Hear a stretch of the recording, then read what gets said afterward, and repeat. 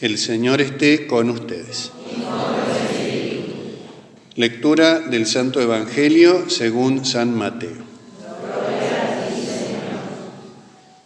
En aquel tiempo Jesús recorría todas las ciudades y los pueblos, enseñando en las sinagogas, proclamando el Evangelio del reino y curando todas las enfermedades y dolencias. Al ver a la multitud tuvo compasión porque estaban fatigados y abatidos, como ovejas que no tienen pastor. Entonces dijo a sus discípulos: la cosecha es abundante, pero los trabajadores son pocos. Rogad al dueño de los sembrados que envíe trabajadores para la cosecha. Palabra del Señor.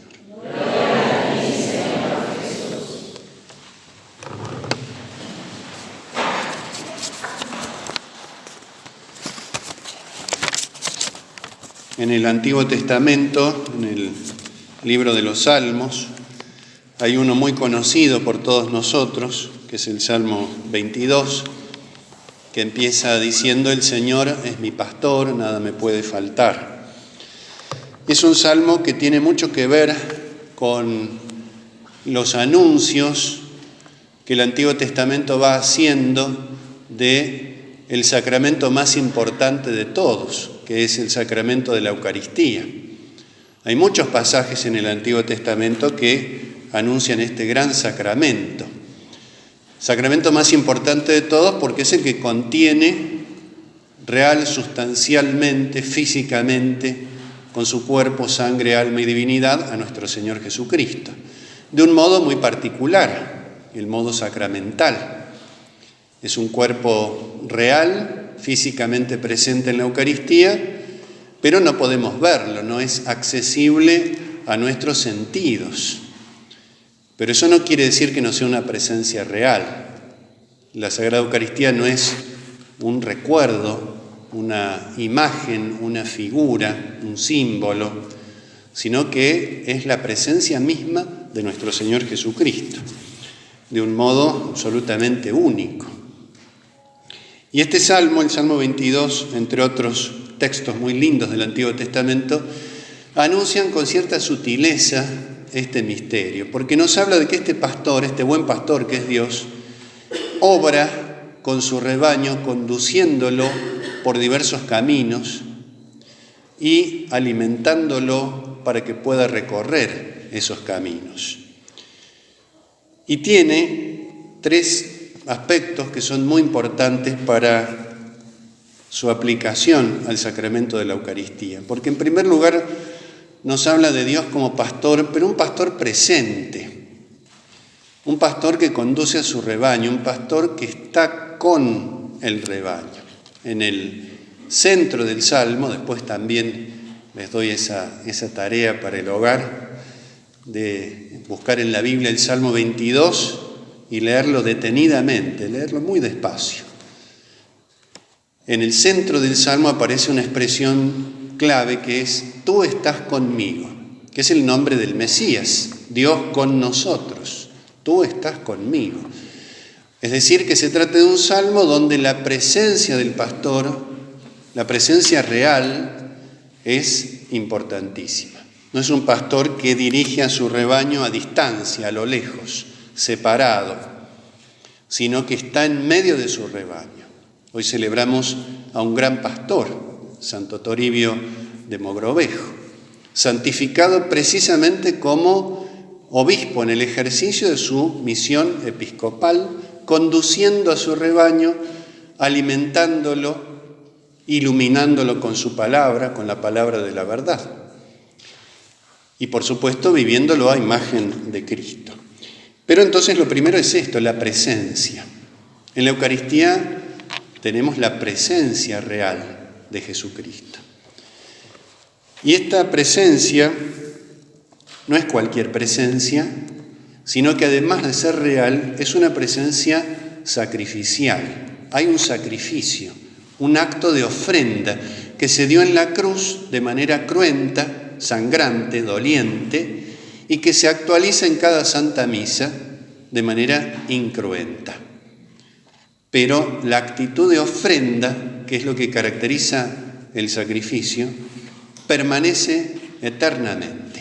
Y por eso cada Santa Misa no es un sacrificio distinto del de la cruz, no es un mero recuerdo, sino que es el mismo y único sacrificio. Eso es lo que le da el valor más profundo a la Santa Misa. En el Salmo 22 aparece una expresión, cuando el pastor conduce a su rebaño, a veces lo hace por senderos rectos, llenos de luz, agradables, fáciles de recorrer. A veces lo hace por otros senderos, que precisamente en el centro del Salmo, cuando el salmista dice esta expresión, tú estás conmigo, está transitando esos otros senderos. Y el Salmo los califica de valles de sombras de muerte. A veces en las traducciones dice simplemente valles sombríos. Él me conduce por valles sombríos, por caminos oscuros, que representa la dificultad, representa la prueba. Ayer hablábamos de la guerra espiritual, es eso. La vida cristiana tiene mucho de esto. La sombra de la dificultad, la sombra del sufrimiento, por allí nos conduce, pero el texto dice que no es cualquier tipo de sombra, sino una sombra mortal, sombras de muerte. Y el pastor va conduciendo a su rebaño por allí, porque él atraviesa antes por esa sombra de muerte para convertirla en luz. Es el misterio pascual. Nosotros como rebaños podemos seguir a Cristo por ese camino solamente porque Él va adelante. Podemos atravesar nosotros también por la pasión y la muerte. Jesús dijo que cargáramos con su cruz y lo siguiéramos. Podemos hacerlo porque Él va adelante, porque Él lo hizo antes. Es la muerte, es el sacrificio, es la entrega total de la vida que Jesucristo hace al Padre Celestial por nosotros. Y en ese momento es donde el salmista deja de hablarnos del pastor y habla con él. También un detalle muy interesante del Salmo. Hasta ese momento el salmista decía: el Señor es mi pastor, Él me apacienta, Él me conduce, Él me reconforta, pero en el momento más difícil le habla directamente: tú estás conmigo, que es el centro del Salmo y casi podríamos decir el resumen de todo el Salmo. Lo único que le interesa a ese rebaño es que el pastor esté con él. A mí me hace recordar al pasaje de los discípulos de Emaús, que también transitan por la sombra. Estaba atardeciendo, ya se hacía oscuro, ya no se podía caminar, y lo único que le dicen los discípulos de Emaús a Cristo es: quédate con nosotros, porque es tarde y anochece. La noche del alma, la noche del espíritu, la noche de la prueba, la noche del sacrificio, la noche del dolor, la noche de la muerte también. Porque para el cristiano la muerte no es simplemente un punto final, sino que es ese trayecto necesario a imitación de Cristo para la vida en el cielo, a la cual hemos sido llamados. Por eso quédate con nosotros, tú estás conmigo. Lo único que parece importarle al rebaño en ese momento es esto. Y es una petición que también creo, aprovechando la novena del Cristo de Renca, debemos hacerle. Nosotros como peregrinos del Cristo de Renca, indudablemente le pedimos muchas cosas. En cada día de la novena, cuando se nos invita a elevar nuestra petición desde el interior del corazón, en el silencio del corazón, probablemente pedimos por muchas cosas, especialmente por las dificultades que tal vez estamos atravesando de diversas índoles, por el trabajo, por la familia, por la salud, por la situación social. Todas aquellas preocupaciones que tenemos, pongámoslas con fe, con confianza, con esperanza a los pies del Cristo de Renca. Pero que no falte esta: quédate con nosotros, que nunca se aleje de nosotros, que siempre esté presente. Si Jesucristo está presente en nuestro corazón, todo lo demás puede fallar, todo lo demás puede caerse, todo lo demás puede terminar, todo lo demás puede fracasar. Y en realidad no hay fracaso alguno, porque, dice el comienzo, el Señor es mi pastor, nada me falta, nada me faltará. Las dos cosas significan. Nada me falta ahora porque Él es todo para nosotros, y nada me faltará porque Él quiere darnos la vida eterna. En este sentido, los mártires son el ejemplo más perfecto. Los mártires lo pierden todo y sin embargo no es un fracaso, sino la victoria más rotunda sobre el pecado y sobre la muerte, porque se entregan totalmente a Dios en ese acto supremo de derramamiento de la sangre, y el mártir proclama con su propia vida esto mismo, como si le dijera al mundo: lo único que me importa es que tú estés conmigo. Esta presencia, entonces, en ese momento, en esa circunstancia, como nos narra el Salmo, es una presencia sacrificial. Jesucristo está presente realmente en la Eucaristía, pero sacrificialmente, por eso se hace la doble consagración, el del pan y del vino. Por supuesto que Jesucristo está todo presente tanto en la hostia consagrada como una vez que se ha consagrado el vino. Pero como el sacramento es algo visible, decíamos el primer día, la Iglesia quiere que, Jesucristo lo quiere, Él lo hizo así, que nosotros contemplemos con nuestros ojos, aunque no podemos verlo a Él, contemplemos con nuestros ojos esa distinción, con las palabras mismas, el cuerpo que se entrega, la sangre que se derrama. Cuando nosotros recibimos la comunión, recibimos cuerpo, sangre, alma y divinidad de Cristo, Cristo entero, completo, ofreciéndose al Padre y alimentándonos. Y ese es el tercer momento que el Salmo también nos invita a pensar, porque nos habla del alimento, tanto en la primera como en la segunda parte. Cuando habla del rebaño, que es la primera parte del Salmo, en la segunda parte hay otra serie de imágenes muy distintas, pero diciendo lo mismo, como insistiendo en algo. El pastor conduce al rebaño a las verdes praderas, a las aguas tranquilas, y lo reconforta. Tenemos ahí las verdes praderas, que es signo de la comida, el agua tranquila, signo de la bebida, y el alma reconfortada, que es signo del fruto de esa comida y de esa bebida. Incluso en términos de la naturaleza humana, necesitamos la comida y la bebida, necesitamos el alimento para mantener nuestra vida, para mantener nuestra peregrinación. Y en la segunda parte también dice: tú preparas ante mí una mesa, mi copa rebosa, me unges con óleo. La mesa preparada, signo de la comida, la copa rebosante, signo de la bebida, y la unción, signo de la fortaleza. La unción tiene ese signo también, ese significado de ser fortaleza, de ser alegría, de ser gozo.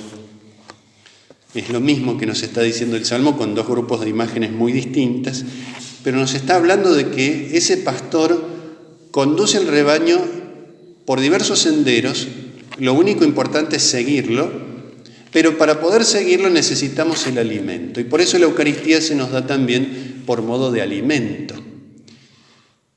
Se ha dicho con razón que es el alimento de los peregrinos. Podemos aprovechar esta imagen, ya que el Cristo de Renca convoca a los peregrinos.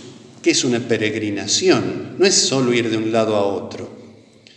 El peregrino no es un turista, sino que es alguien que tiene un fin muy claro: llegar al lugar de la peregrinación para ofrecerle a Dios, mediante, por ejemplo, en este caso su imagen, ofrecerle la vida entera.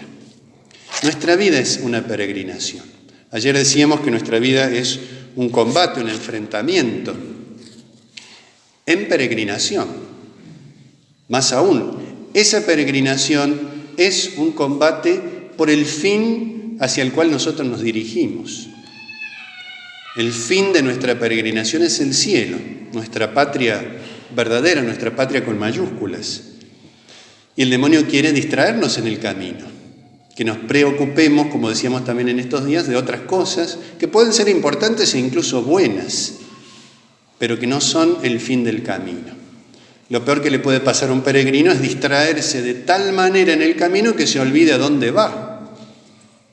El demonio nos quiere hacer olvidar, que pensemos en otra cosa, que nos preocupemos por otras cosas.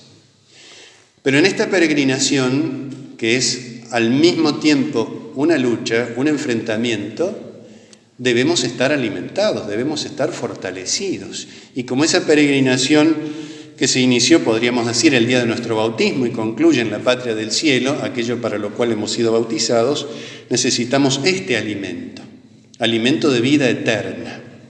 Jesús dice en San Juan, el capítulo 6 de San Juan, vuestros padres comieron el maná en el desierto, peregrinación, y murieron. Israel en el desierto sale de la esclavitud en Egipto, es liberado por el paso del Mar Rojo, signo del bautismo, y comienza su peregrinación por el desierto, que es signo de este mundo, hasta llegar a la tierra prometida, signo de la patria del cielo, ese mismo trayecto. Pero dice, en el desierto, en el trayecto, comieron el maná, un don de Dios, pero murieron. ¿Por qué? Porque era un don de Dios, pero para esta vida. Y entonces, aquello de lo que nos alimentamos tiene que ver con la vida que queremos mantener. Todos nosotros nos alimentamos para mantener la vida humana en esta tierra. Debemos alimentarnos para mantener la vida divina que nos lleve a la patria del cielo. Por eso dice Jesús, vuestros padres comieron el maná y murieron. El pan que yo daré es mi carne para la vida del mundo, pan de vida eterna, sangre de eterna salvación. Y eso es lo que el Salmo también nos va recordando con estas imágenes, un pastor que alimenta a su rebaño. Pero hay un cambio muy grande entre lo que anuncia el Salmo y lo que sucede en el Evangelio. Porque en el Salmo el pastor alimenta a su rebaño, pero en el Nuevo Testamento y en la Sagrada Eucaristía, el que nos alimenta y el alimento es el mismo. Nos alimenta consigo mismo. Él se nos da como alimento. No nos da algo distinto de sí por más bueno que sea. Se da Él mismo. Esa presencia real, sacrificial, es la que nos nutre en esta peregrinación. Y este salmo, en la segunda parte, nos ilustra sobre la celebración del banquete que anuncia la Eucaristía, esa mesa preparada, esa copa rebosante, esa unción. Es un banquete de alianza, una comida de alianza que en el Antiguo Testamento hay muchas. La comida no era simplemente una situación donde la gente se alimentaba, sino donde se pactaban las alianzas, los pactos, los contratos, se hacían en el contexto de una comida. Y entonces esas se llaman comidas de alianza, que se hacían no solamente en el orden espiritual, sino también en el orden humano. Si alguien quería contratar a alguien para algo, para darle fuerza a ese contrato, no era una cuestión puramente jurídica, sino que para darle fuerza y vitalidad y sentido a ese contrato, comían juntos. Y una vez que, y esto en cierto modo se mantiene también en la cultura oriental, comer junto con alguien era decirle, ahora somos amigos, con la fuerza que la hospitalidad y la amistad tiene. Ahora somos amigos. ¿Por qué? Porque hemos comido juntos. En la mentalidad semítica, en la mentalidad bíblica, comer con alguien era ser amigo. Y por lo tanto había cierta igualdad y por lo tanto cierto compromiso. Y entonces lo que le pasa a uno le pasa al otro.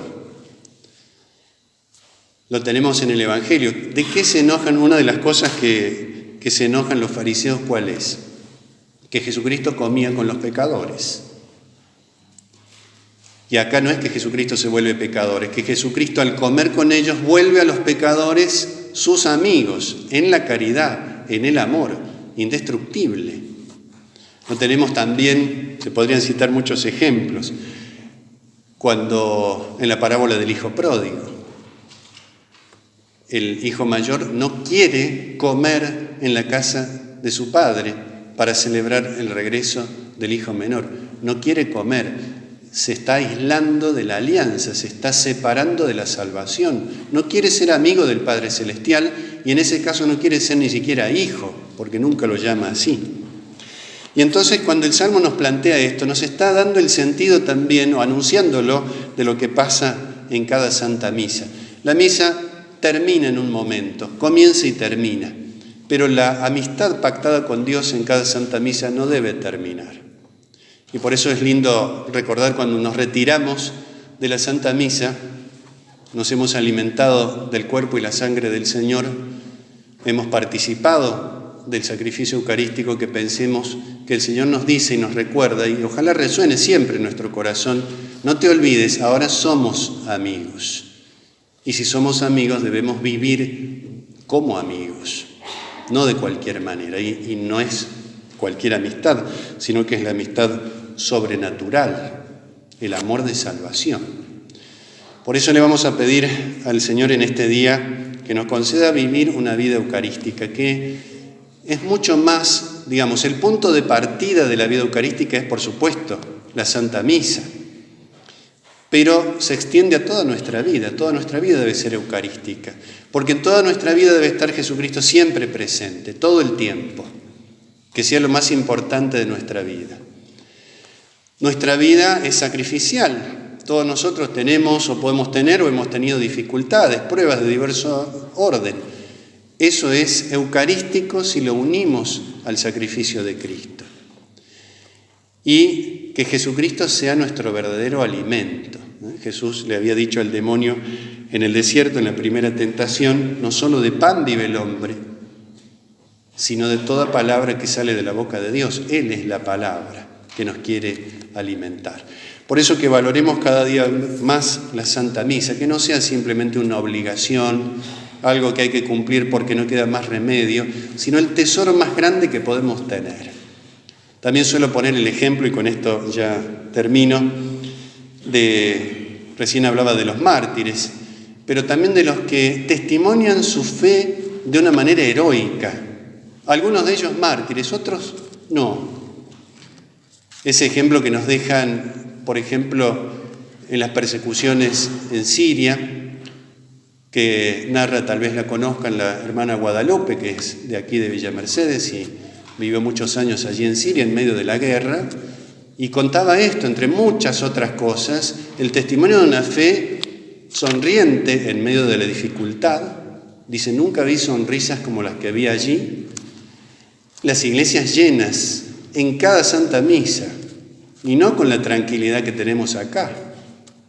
Y no solo con peligro de bombardeo, sino con bombardeos reales.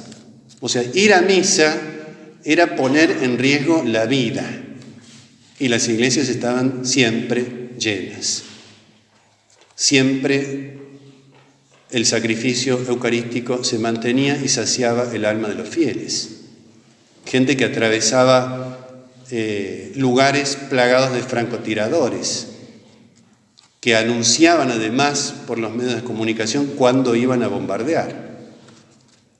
Contaba que en un momento, para la Navidad, para la celebración de la Navidad, había anunciado que les iban a tirar bombas pintadas de color rojo. Esto es real, no es un cuento ni una película, que se las mandaba Papá Noel, dice. Y en la misa estaban todos, con bombardeo o sin bombardeo. Pero ¿por qué lo hacían? Esa es la gran pregunta, ¿no? ¿Por qué lo hacían? ¿Por qué estaban?